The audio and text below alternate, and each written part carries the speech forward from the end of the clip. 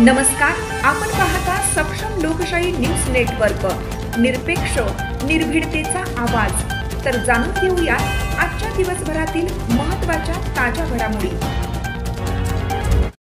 पुण्यतिथी आहे, वडिलांना अभिवादन करून आणि आपल्या सर्वांचं स्वागत करून आजची पत्रकार परिषद बोलविण्याचं कारण की कालच्या 13 तारखेला शुक्रवारी माननीय उच्च न्यायालय औरंगाबाद खंडपीठ इथल्या माननीय न्यायाधीश साहेबांनी आपल्या सोपान म्हणजे हुतात्मा बाईजीचा निकाल माझ्यासारखा दिला। निकाल दिला म्हणजे कुठला दिला की सचिवपद माझं कायम ठेवलं। आमचे 4-5 अपील तिथं पेंडिंग आहेत, त्याच्यातलं हे अपील एक निघालं। मी सचिव कायम पदावर कायम केलेलं आहे, यासाठीच बोललेलं होतं। त्याची समरी जर तुम्हाला सांगायची असेल, त्याचा मागायला बॅकग्राऊंड सांगायचं असेल, यांनी 2012 मध्ये बोगस मतदान वाढून जे 440 का 334 असे होते त्याच्यात वाढून त्यांनी 1200 केले आणि मला निवडणूक डावण्यासाठी प्रयत्न केला। त्याच्या विरुद्ध मी कोर्ट प्रॉपर चॅनलने गेलो। माननीय ACC सहाय्यक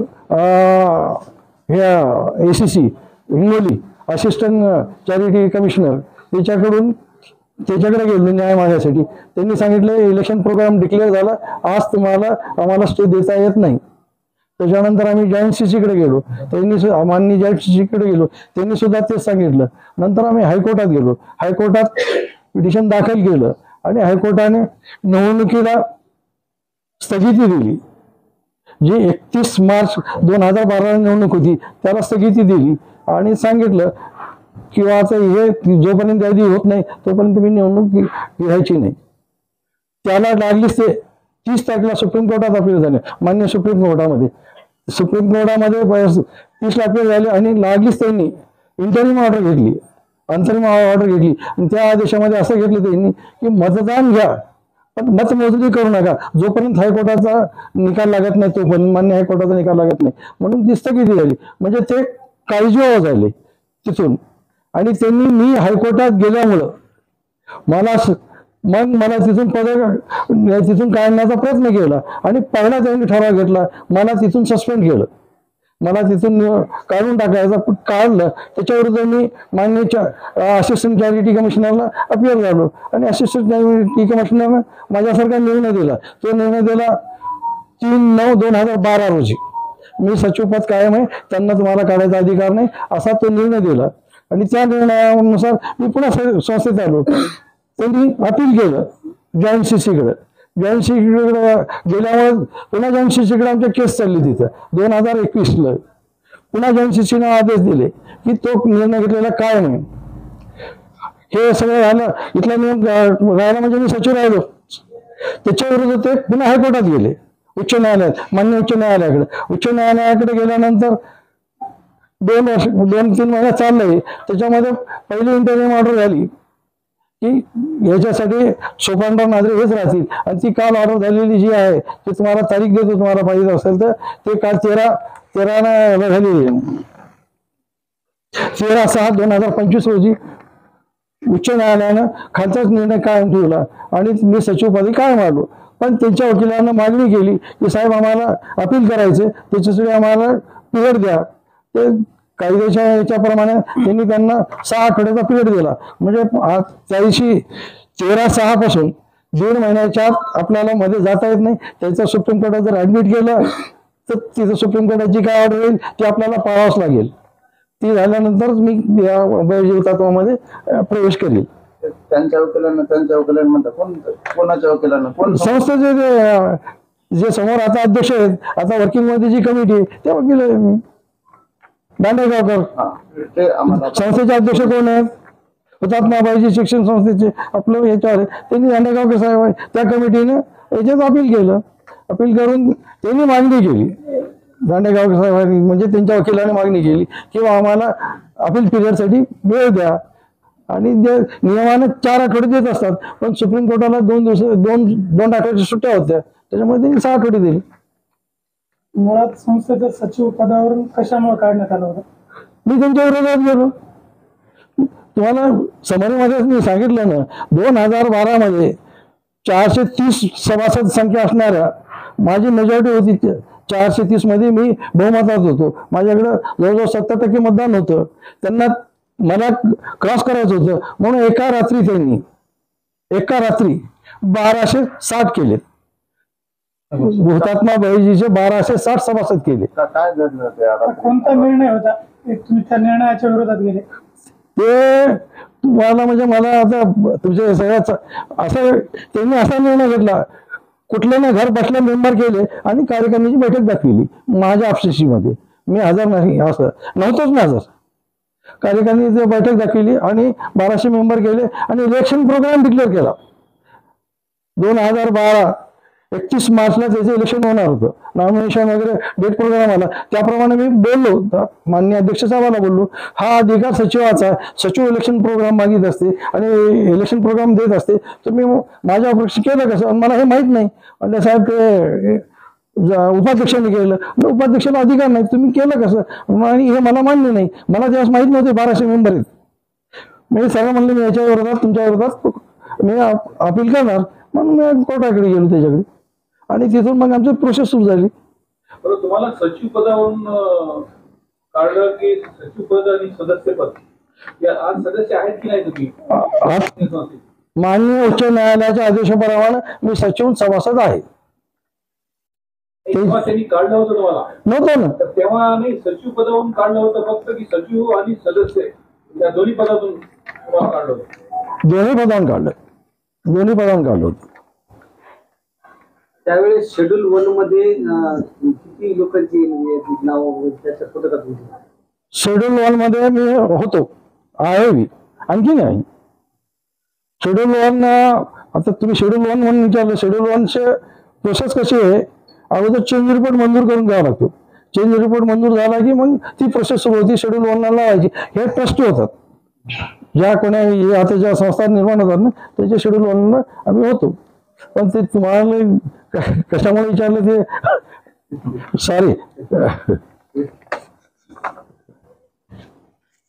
कारण कुठल्याही कोणाही व्यक्तीला माझा स्वतःचा समज असा आहे की तुम्हाला जर कोणाला रिमूव्ह करायचं असेल तर तुम्हाला त्याला काही कारण द्यावंच लागतात.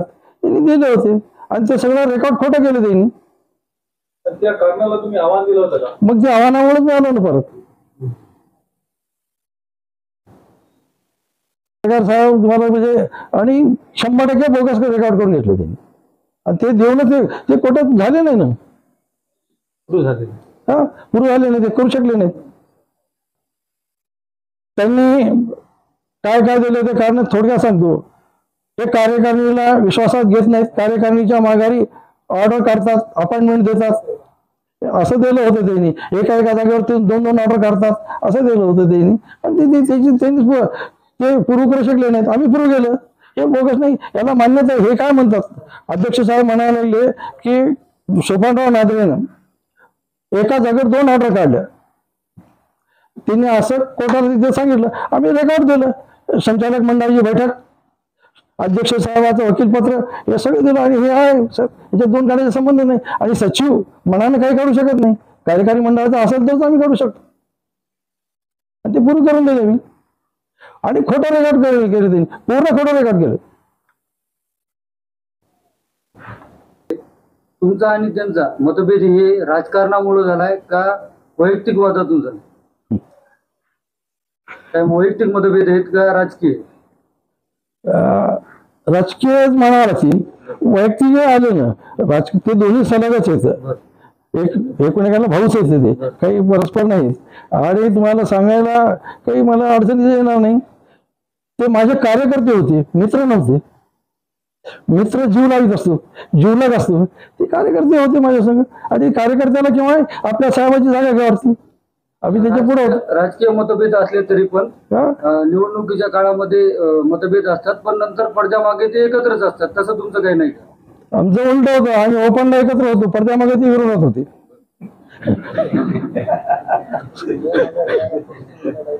सॉरी, म्हणजे माझं चुकत असलं तर मला पत्रात घ्या. बरं, येणाऱ्या निवडणुका आहेत आता सध्या संदर्भात, त्याच पार्श्वभूमीवर आता तुमच्याकडून हे खुलासा होतोय. काय कारण आहे? कोणत्या येणाऱ्या निवडणुका? स्थानिक स्वराज्य असताना आता आता तुम्हाला याच्यात सांगतो. आता अगोदरपासून सांगतो. मागेला याचं ज्यांनी माझ्या संघ राहून माझ्या मागाने हे केलं, पण जे आता सिटिंग आमदार आहेत त्या माणसानं पाठबळ दिलं मला. त्याला सांगितलं की हे असेच करतात. आजही माझ्या संघ राजू खंबीरपणे उभा आहे आणि उभा राहते. सांगते मान्य आपले दिल्लीचे वकील ॲडव्होकेट शिवाजीराव आहेत का, शिवाजीरावांना सांगितलं सोपंडा तुम्हाला बराच अन्याय झाला तुमच्यावर, थोडं आम्ही मागे पुढे असत पण ते आजही आहेत आमच्या संघ. आमदार साहेब आहेत, आमदार साहेबांनीच सांगितलं आणि पाठबळ दिल्यामुळं मी इथपर्यंत टिकू शकलो. त्या काळामध्ये दूर का गेले तुम्ही? राजकारणापासून दूर का गेले? सगळे नाही का? हो, त्या काळामध्ये रवी पाटील यापुढून आम्हाला एकमेकाच्या प्रॉपर्टी घ्यायचे नव्हते, इकडून यायचे नाते मोडायचे नव्हते, काही मोडायचे नव्हते. आणि इसाक भाईने जे विचारला प्रश्न, पत्रकार साहेबांनी जे विचारला की तुम्ही राजकारणातून का निवृत्त झाले, मी लोकांचे मतं घेऊन लोकांना माझ्यापेक्षा त्यांना लाईक केलं. मग लोकांच्या मनाचे लोक ज्याच्यात आनंदी असतील, लोकांना जो निर्णय मंजूर असेल तो आपल्याला मंजूर आहे. लोकशाहीमध्ये एकच चांगलं आहे, जीव जात नाही, राहतो आपण. आणि लोकांना मंजूर असेल तर आपल्याला काही मला अडचण नाही. मला सचिव पदावरून काढण्याची खंत नाही, मला त्रिमूर्तीमधून काढण्याची खंत नाही. लोकांना काढले, पण तुम्ही खोटे आरोप करता, खोट्या रेकॉर्ड करायचं ते माझ्या माती मारायचे की हे सोपानरावने केलं, हे मला मंजूर नाही. म्हणून मी इथपर्यंत आलो. नाही तर मी मागे सोडून दिलं असं सचिवपद. त्यांनीच काढलं, ठीक आहे, आपल्या कसं माणसं नाहीत. त्यांना आरोपाला कंटाळून तुम्ही राजकारण सोडले असं म्हणायचं. आरोपाला कंटाळून ते बोगस रेकॉर्ड केलं, खोटं काम केलं म्हणून मी गेलो. आरोपाला कंटाळायला मग खरं असं तुम्ही उभं राहतो, मला लावून घेतो मी. आज आमदार राजू नवघरे तुमच्या सोबत आहात म्हणून तुम्ही परत राजकारणात येणार आहेत. मला आता माझं वय रनिंग 73 वर्ष आहे आणि आता मी चुडबुड करणं मला तरी योग्य वाटत नाही. आणि लोकांची इच्छा असेल, लोक जर आले तर येईल मी, लोक नसेल तर मी. माझं वय आता आरामशीर आहे, आपल्या सगळ्याच्या सगळं समाधान आहे माझं आणि मला आहे माझ्याबरोबर न्याय. संस्थेमध्ये काय उणीव आहेत साहेब, तुम्ही गेले तेव्हापासून संस्थेमध्ये काय उणीव? मी आता ते संस्था राहिली नाही, पूर्ण 100% बोगस रेकॉर्ड आहे त्यांच्याकडे. त्रिमूर्ती सुद्धा बोगस रेकॉर्ड करून घेतलं त्यांनी. आणि आता हुतात्मा बाईजी संस्थेमध्ये पूर्ण बोगस रेकॉर्ड आहे. आणि थोडक्यात सांगायचं म्हणजे तुम्हाला एक सॅम्पल म्हणून उदाहरण सांगतो तुम्हाला. 2012ला त्यांनी एका रात्री 650 मेंबर वाढविले आणि 2018ला एका रात्रीच ते सगळे कमी केले, 50 वर आणले. आजच्या घडीला हुतात्मा बाईजी मध्ये फक्त 50 सभासद आहेत. परत तुम्ही सचिव पदावर गेले, हो, काम करण्याची पद्धत कशी राहील? घटनेप्रमाणे करणार. आजीवन सदस्य आहेत की नाही आता बाईजी? आता नाही, काढता येते का तसं? म्हणून आपण काय जिंकलो की आणि आपण चालूच राहणार नाही. तुमच्या बाजूने निकाल लागल्याच्या नंतर त्यांनी कोणती याचिका दाखल केली? नाही, आता ते सुप्रीम कोर्टात जाणार आहे. हा, आणखी हुतात्मा बाईजीचे हायकोर्टामध्ये 4 मॅटर आहेत. त्याच्यामध्ये जे काही बोगस कागदपत्र तयार केले साहेब, याच्यामध्ये तुम्हाला वाटतं का याच्यामध्ये काही प्रशासकीय यंत्रणा होती बोगस करण्यामध्ये सामील? याच्यावर सुद्धा काही कारवाई व्हायला पाहिजे असं काही वाटतं का? 200% युनिट संस्था असो की कुठले काही असो, एकट्याच्यानं रेकॉर्ड लिहिणं होत नाही. प्रशासकीय अधिकारी त्याच्यात असणार, ते सगळे सहभागी झाल्यानंतर रेकॉर्ड होणार की. अशी काय मागणी केली का परत तुम्ही कोर्टाला? मागणी सगळी केलेली आहे, आम्ही सगळं मागित आलेलो. आता एक पूर्व काम केलं की परत त्यांच्यावर कारवाईचे आदेश दिलेत कोर्टाने? नाही, आजच्या घडीला फक्त मला सचिव म्हणून मान्यता दिली आणि मी त्याच्यात अपील झालो. गैरकारभाराबद्दल आवाज उठवणार आहे का? हो, बोगस कामाला मान्यता नाही देणार. मला आणखीनही काही संकट आले, माझं आणखीनही पद गेलं तरी मला तसं नाही, पण जे खोटे कामं केले त्याच्यावर तर मी हे करणार, ऍक्शन घेणार. आणखी काही संस्था साहेबांच्या ताब्यात आहेत आणि कुठल्या संस्थेमध्ये तुम्हाला भ्रष्टाचार वाटतो का असं का? तुम्ही मला कशाला म्हणाले, तुम्हाला माहिती आहे ना सर. अरे आपण तिथे बसलो, सोबत बरेच कार्यकाळ काम केले, तुम्ही कशा प्रकारे त्यांना बघता? मी नाही काम केलं, त्याने माझ्यासोबत काम केलं. त्यांनी तुम्ही सोबत एक काम केलं, मला त्याच्या गावाला बांधू नका. कशा प्रकारे बघता तुम्ही त्यांच्याकडे? कोणाकडे? जयप्रकाश, मी कालच्या माईक मध्ये सांगितलेलं आहे की खोटे काम बनावट करणारा नंबर 1चा मंत्री होऊ शकतो तो.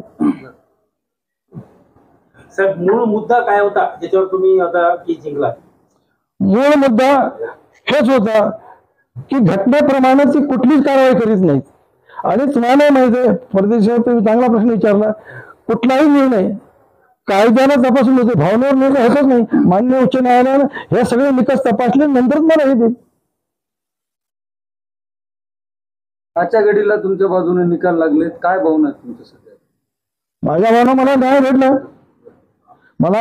मला एंट्री भेटली आणि मला संधी भेटली की त्याचे एक खोटे काम करायचं, रेकॉर्ड थांबवायची. साहेब, आपण वारंवार म्हणताय की जयप्रकाश दांडेगावकर खोटे काम करतात. हो. बरोबर. तर किनवळची संस्था जी आहे आपली शाळा, शाळा, त्या शाळेत या 1-1.5 महिन्यापूर्वी काहीतरी उद्घाटन झालं. हो तर त्याला ती जागा मुळातच संस्थेच्या नावावर आहे.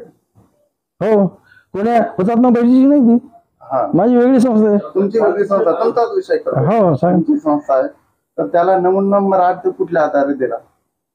नमुना नंबर 8 संस्था देते की कोण देते? नाही, तो ग्रामसेवकाने नमुना नंबर 8 त्यांना विचारा ना, मला त्याचं काम मला कशाला विचारा? गावातल्याच एका त्या किनवळीचा एका ग्रामस्थाने आरोप केले होते की सोपानराव नादरे पाटलांनी ही जागा हडप केली. त्यावर आपलं काय? जी काही सायनिंग अथॉरिटी असेल, कारखाना हातगाळला मग घेता का तुम्ही?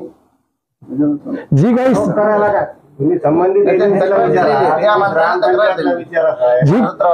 हो माझा असू द्या पत्रकार साहेब, मला तुमचा प्रश्न कळाला आणि मी तुम्हाला उत्तर दिलं. पण तुम्हाला आणखीन जर सविस्तर सांगायचं असेल, ज्या संस्थेनं नमुना नंबर 8 कोण देते? त्या ग्रामपंचायत मध्ये मग त्याला विचारा ना. काय ते आहे माझ्या शाळेला माझा नंबर माझा आहे, माझं मी. आणि मी त्यावेळेस सांगितलं होतं, तिचा वाद झाले होते असे, मी सांगितलं होतं कायदेशीर असल्याशिवाय सोपान नादरे कुठेही काम करणार नाही, कोणावर जुलूम करणार नाही. लिगली डॉक्युमेंट असतील तर मी शाळा बांधणार, लिगली डॉक्युमेंट नसतील तर मी शाळा बांधणार नाही. विचारा तिथल्या माणसाला. आणि सर मान्य मला होतं की ज्यातले 1-2 वकील असतील, तिथे कोर्टात होते, ही वसमाच्या कोर्टात केस झाली, कोर्टाने निर्णय दिला, वसमाच्या कोर्टाने निर्णय दिला. बाल शिक्षण प्रसार मंडळ ती आमची एक शाखा आहे तिथली. उद्घाटन सोहळा थांबवण्यासाठी त्यांनी ते एक अर्ज केला होता. भूमिपूजनापासून गेले ते त्या संस्थेचे माजी सचिव आहेत. कारवाई केली त्यांनी. त्याच्या भूमिपूजनाला माजी आमदार मुंजाजी जाधवला बोलून घेतलं होतं आणि मुंजाजी जाधव मावानीच कोळा मारली होती, तरीही तिथं ऑपरेशन घेतलं होतं. ते म्हणले ही जागा नाही, तुम्ही इकडे घ्या, ते घ्या. मला रेकॉर्ड आहे, ग्रामपंचायतनं आहे, मला सगळं रेकॉर्ड दिलेलं आहे. मी कायदेशीर असल्याशिवाय त्याच्यात पुढे जात नाही, मला पण असं करायचं नाही. दिले नाही दिले तर माझी शाळा राहिली, मी शाळा वसमतला घेऊन जातो असं म्हणून आम्ही सुरू केलं. आलं आमच्यासारखी न्याय झाली, बिल्डिंग कंप्लीट झाली. आणि त्याला प्रकाशित करण्यासाठी मी मान्य खासदार साहेबांना विनंती केली की तुम्ही उद्घाटनाला या. मान्य आमदार साहेबांना विनंती केली, राजू पाटलाला केली. त्याच्यानंतर माझे पावन कल्याणकर आमदार आहेत नांदेड दक्षिणचे, त्यांना विनंती केली, उत्तरचे त्यांना विनंती केली. तिथे आली ती उद्घाटनाला. होतो त्यावेळेस बहिर्जी शिक्षण संस्थेच्या निवडणूक घेतली. मी निर्वाचन अधिकारी होतो त्यावेळेस. माननीय सोपानरावजी नादरे साहेब दांडेगावकर साहेबांचा एक पॅनल होता आणि नादरे साहेब दांडेगावकर साहेबांवर होते म्हणूनच तो पॅनल निवडून आला होता. आणि इथच्या निवडणुका घेतल्या, ते सगळे सभासद, आजू सभासद, शिक्षण ते काय असते ते पतंगे सर होते त्यावेळेस, मृत्यू पावले. आजही ते रेकॉर्ड आहे. त्याच्यानंतर बहिर्जी शिक्षण संस्थेची अद्यापर्यंत निवडणूक झाली नाही. दांडेगावकर साहेबांनी घुसखोरी केली त्याच्यामध्ये, त्यांचा काहीही एक संबंध नाही. माननीय सोपानरावजी नादरे साहेब एक वेळेस तालुक्याचे राजे होते, त्यांना 18 पदं होते एक वेळेस लक्षात घ्या. आणि मास लिडर होते, गोरगरिबांचे सर्वसामान्य लिडर होते. त्यांच्या हाताला पोटाला त्यांच्या ओटाला धरून दांडेगावकर साहेबांनी सगळ्या निवडणुका चेंज रिपोर्ट सगळं बोगस केलेले आणि सगळं उघड आहे. आणि बहिर्जी शिक्षण संस्थेचं नाव हे आज पूर्ण महाराष्ट्रामध्ये कोणाच्या बोटाला धरून म्हणतात, यांच्या बोटाला धरलं त्यांनी आणि जवळ गेले आणि शेवटी यांना धोका दिला त्यांनी. गुरु कोण होतं, शिष्य कोण होतं? बोटाला धरून म्हणतात गुरु म्हणजे आता गुरु मी त्या माझा बहिर्जी शिक्षण संस्थेच्या जवळचा संबंध आहे म्हणून सांगायला आज मी आपण बघू शकत नाही. माझ्या प्रश्नावर उत्तर देण्यात सहप्रवासी होते, सहप्रवासात असतात. माझा प्रश्न त्यांच्या बोटाला धरून, बरोबर, दांडेगावकरांच्या यांच्या बोटाला धरून मग आशीर्वाद कोणाचे होते? आशीर्वाद होतो. राजकारणामध्ये काय असतं माहिती, एकमेकाला कोणी धोका देते किंवा काही हे देत नाही राजकारणात. त्याप्रमाणे त्यांनी यांना ते यांच्यात इथं धरून आली ती. आणि आज काय परिस्थिती आहे, आज एवढ्या निवडणूक लढल्या, कालची निवडणूक, सगळं तालुक्याचं राजकारण व्यवस्थित असताना सगळी निवडणूक लढवायची हे पूर्ण कारखान्यावर सगळा भ्रष्टाचार, सगळीकडे बळजीमध्ये घुसखोरी. हे आता आम्ही पाहिल्या बळजी शिक्षण संस्थामध्ये केवढी आहे. गंगाप्रसादजी अग्रवाल यांच्या वडिलांनी स्वर्गीय बेगाजी पाटलांनी संस्था स्थापन केली. त्यांचा सभासद नाही एकही. एक बागल सरांचा एकही घरचा सभासद नाही, अग्रवालच्या घरचा एकही सभासद नाही. आणि यांचे आज तुम्ही त्या 62 यादीमध्ये बघा, त्यांचे भाऊ मेवणे, सासरे सासू यांचे सभासद आहेत. हे संस्था सगळे लयास घातलेली आज पुढे. हे निर्वाचन अधिकारी होते 1998च्या इलेक्शनचे. ह्याच एकही निवडणूक घेतली नाही, सगळा बोगस कारभार चालू आहे. आणि ही संस्थेचं नाव चांगलं राहावं, या विद्यार्थ्यांचं नुकसान होऊ नये. आज सगळी हेळसांड होत आहे त्या बळजी शिक्षण संस्थेत. म्हणून आपण सगळे ज्ञात आहात. आपल्याला सगळ्याला विनंती आहे की त्या संस्थेचं आणि लेकरा बाळाचं चांगलं होण्यासाठी एक चांगल्या माणसाकडे ही संस्था जावी, अशी आमच्या सर्वसामान्य सभासदांची विनंती. माझा त्या संस्थेचा संबंध एवढा आहे की मी तिथं सगळ्या निवडणूक घेतली होती निर्वाचन अधिकारी नियमाप्रमाणे, आणि त्यावेळेस त्यानंतर एकही निवडणूक झाली नाही. हळूहळू टप्प्याटप्प्याने दांडेगावकर साहेबांनी ती संस्था ताब्यात घेतली आणि होलसेल आजही ते बोगसपणे भरती करायली, नोकर भरती आजही त्यांचं सगळं कार्यभार बोगसप्रमाणे चालू आहे. भरती केल्याचे पुरावे आपल्याकडे काय लोकच भरती केल्याचे पुरावे हो आहे, बिलकुल देऊ तुम्हाला. बोगस भरती चालू आहे. 2011 मध्ये काही सुरुवातीला म्हणजे तुम्ही म्हणाले ना, ते केअरटेक आहेत, त्यांना अधिकारच नाही ना. हे मान्य उच्च न्यायालयाने सांगितलं ना, न्यायालयात याची का चालू आहे? पुरावा द्यायचा आम्हाला काय. अहो तुम्हाला अधिकारच नाही, मी माझ्या प्रॉपर्टीचा मालक नाही, असं मी जोपर्यंत मी माझा मालकी हक्क सिद्ध करीत नाही तोपर्यंत मला कारभार कसा करता येईल. आता जे निकाल जे लागला आहे कालचा, याच बेसवर लागलेला आहे. समजा ही तुम्ही काळजी व्हावा, आता तुम्हाला हे निकाल घेता येत नाहीत. त्यांनी खोट्या कामं माझ्या खोट्या सह्या केल्या. तुम्हाला पाहिजे असलं तर रेकॉर्ड दिले कोर्टात, सुरू झाले ते.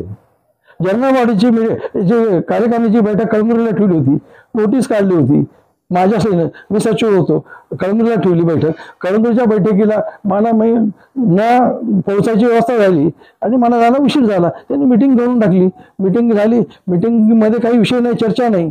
त्याच मिटिंगमध्ये त्यांनी जेव्हा हे इलेक्शन प्रोग्राम डिक्लेअर केलं, त्या कळमनुरीच्या मिटिंगमध्ये एकदम 1200 मेंबर, 800 मेंबर वाढले, 600 मेंबर वाढली. आणि 600 मेंबर वाढली. मी जेव्हा कोर्टात गेलो, माझा मुद्दा होता की साहेब जे काही मेंबरशिप असो, जे काही करायचं असो, मिटिंग काढायची असेल तर मिटिंगला अजेंडा करावा लागते. 7 दिवस ती नोटीस काढावी लागते आणि त्याच्यामध्ये विषय ठेवावे लागतात. कोणा विषयावर चर्चा होणार आहे, त्याच्यात सभासद नोंदणी किंवा सभासद घेणे हा विषय नव्हता. माझ्या सहीने जी नोटीस होती ती की मी कोर्टात प्रूव्ह केली किंवा हे एक तर अजेंडा विषय नाही. आणि या मिटिंगला हे प्रोसिडिंगला दाखवले, या प्रोसिडिंगमध्ये आम्ही 700 मेंबर वाढले, हे कोर्टात मी दाखवली सही. त्यांनी ही माझी नोटीस बोगस ठेवली, माझी सही गेली. मग ती कदम राजा असो की कोण असो, कोणी सही गेली आणि ती कोर्टात प्रोड्यूस केली. आणि ही सही माझी सही नाही साहेब, ती माझी सही मी सांगायलो. मी नोटीस काढलेली, मला आठवते, माझ्या घरी आहे कॉपी, मी दाखवली, कोर्टात दिली. माझ्या सह्या करून घेतल्या, त्यांनी स्वतःच केल्या. तर आता पुढे काय? पुढे आज असं चालू जे आलं सांगितलं. कोर्ट जोपर्यंत थांबा म्हणले, चढू द्या म्हणलं, चढू द्यायचं. कोर्ट ज्या सांगेल जाताच येत नाही. जे आहे आपल्याला, मला सन्मान्य कोर्टाचा सन्मान ठेवायचा आहे, मला कोर्टाचा अवमान करायचा नाही, मला कोर्टाप्रमाणे जायचं. आणि गेल्यानंतरही मी सांगितलं ना, जे खरं आहे मी त्यासाठी माझं पद गेलं तरी वाट पाहणार नाही, मी सच्च्यासाठी भांडणच राहणार. जे झाकी आहे आता बाकी आणखीन 2 निकाल लागायचे राहिले. काल होती, आता 23 तारीख झालेली जॉईंट CC-कडे. 23 होती, 23 तारीख आहे. त्या 23 तारखेला हे सभासदावर याच्यावर सगळा निर्णय होईल. बहिर्जी विद्यालयापुरतं मर्यादित राहणार आहात का आणखी त्यांचे काही जे काळे व्यवहार आहेत ते तुम्ही बाहेर काढणार आहेत?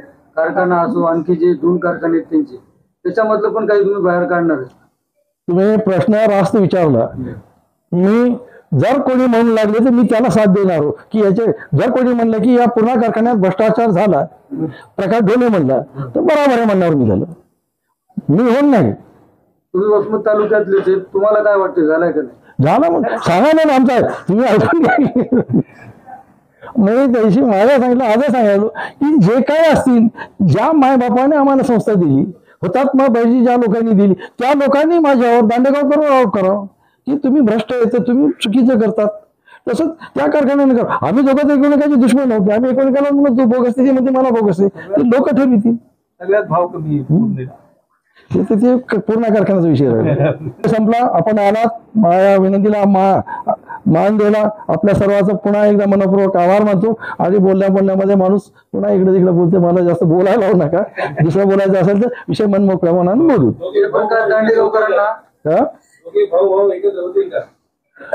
परमेश्वराची माझा मी मागे सांगितलं, माझ्या घरी आले, मी प्रत्येकाला सांगितलं ना, तुमच्या सगळ्यासमोर सांगेल, माझा जगामध्ये एकच विरोधक आहे, परमेश्वर परमात्मा, पंढरीचा पांडुरंग. तेच माझं भलं करीन, तेच माझं वाईट करीन. तुमच्या तुम्हाला म्हणे नाही, ज्यानं कोणाला माझं वाईट करायचं त्याच्यानं काही माझं वाईट होणार नाही. पत्रकार परिषदेच्या माध्यमातून तुमच्या कार्यकर्त्यांना काही सल्ला देणार का तुम्ही, जयप्रकाश दांडेगावकरांना? माझ्या कार्यकर्त्यांना तुमचे कार्यकर्ते होते म्हणून हो होते ना, त्यांना एकच सांगणार, सल्ला असेल का? त्यांना एकच सांगणार, तुमच्या माध्यमातून एकच सांगणार की तुम्ही खोटे काम करणं, बोगस काम करणं सोडून द्या आणि नीटकेनं राहा. आपण दोघांनी मिळून काम करू. अजून पण लोकांचा विश्वास घेऊन ते नीट काम करत असतात तर सोबत काम करायचे ते. हो बिलकुल. आम्ही कोणासाठी, आम्ही जनसेवक आहोत. आम्ही जनसेवक लोकांच्या हिताचे काम, लोकांसाठी बोगस काम करीत असाल तर मी नाही, आणि लोकांसाठी बोगस केलं तर काही हे नाही.